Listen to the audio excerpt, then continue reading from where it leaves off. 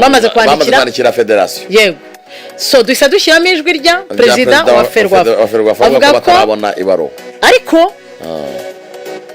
president wa Ferwafa bitangaje kuwa gatanu yego Tarebu yatangaje ku cyumweru ese baruwa ya APR bayanditse muri weekend nibyo kuganirwaho tugakora suivi namenye muri APR uko bimeze APR bari batarandika ibaruwa muzere Tarebu ashobora kuba ari amakuru wenda atajya amenya ariko ndamwumva yeje ku cyumweru keretse ni waraweje kuwa gatanu Sekafa irangiye cyangwa kuwa gatandatu APR ibaruwa barayikompoje bamwe mu bantu bari muri APR ntari buvuga amazina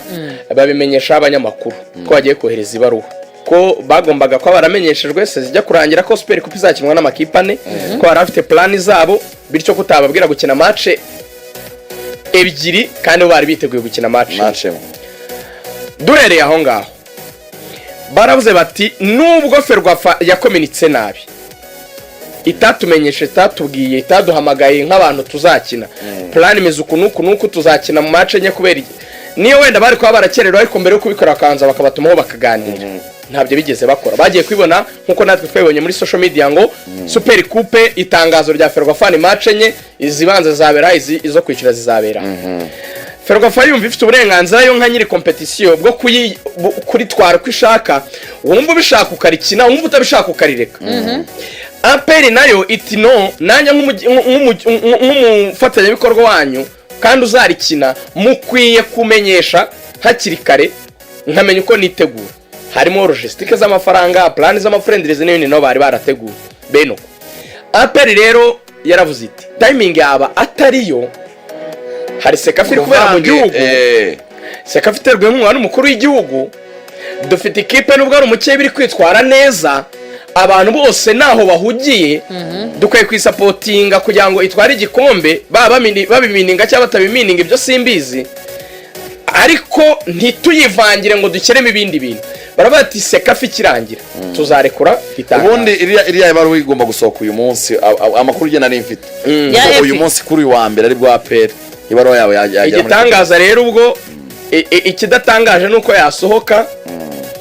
ariko kuba yari yaranditswe Confederation turayinjiramo gute projet ya championnat turayinjiramo icyo nicyo nashaka gusa ikintu gihari yego kwizige vuga ikintu gihari tugende rwose reka mabwira so umupira Federation ishinzwe umupira APR si ikipe y'umupira icyo barimo barashaka gutambamira cyangwa se nicyo abandi bavuga bitanyura mu buryo buboneye si umupira kuvuga ngo sinakina competition kugira ngo ntegure imikino ya gishote ntekereza ko competition yari yabanziza kurenza imikino ya gishote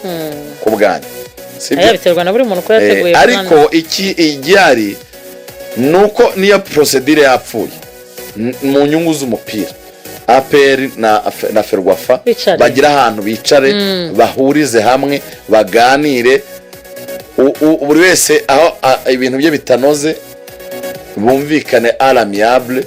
ariko Super Cup ikinwe kandi APR yitabira Federation ibikoreho na APR ibe flexible Super Cup izaba abantu bari kubona don agezeho Rugaju n'icyo nandi guseka nuko Rugaju yagiye live n'iriya telefone imurizo kamera zimure Rugaju uri kutwereka ntacyo dufatamo wasiri ibintu bihinduye isura mwabana focus bashyire kuri ariko se ijye kuri wasiri cyangwa ku gikombe n'ugiteruye oya uko neza dore uko bimeze abantu bari ku mashusho barimo barabibona ukunyine ibintu bihinduye isura ukunyine uva harya umuvugizi wa Yanga niwe wazanye ingwe muri stade wa Simba wasiri waramutse ko twinjire mu kiganiro uje uturuka he n'igikombe ngo yikoraho none urashaka no kuvuga tangaza international wasiri tangaza umeze mute abo mu rubuga rw'imikino none uguseka gusa Reba ku munsi nza hano wa mbere turimo turakora prediction urari ibyo ni twabihamyaga se twahamyaga ko muzagitwara oya mwerega si kisimwe mwari ikibazo nabo twazanye arimo arashonga Jangwani yumvaga azagitwara Jangwani yavuze ko Simba na APR zizakina umukino wa nyuma ngewe namweruriye mbere ndamubwira nti rero uzirinde ko wasirakora ku kintu bwa mbere araseka agira ngo n'urwenya ndongera bwa kabiri ndamubwira ni nge ndi finale wowe niba wiyaminiye abo wa mbere mu itsinda tuzahurire kuri finale ngo so cabana se ngo si byoroshye no wa mbere mu bataca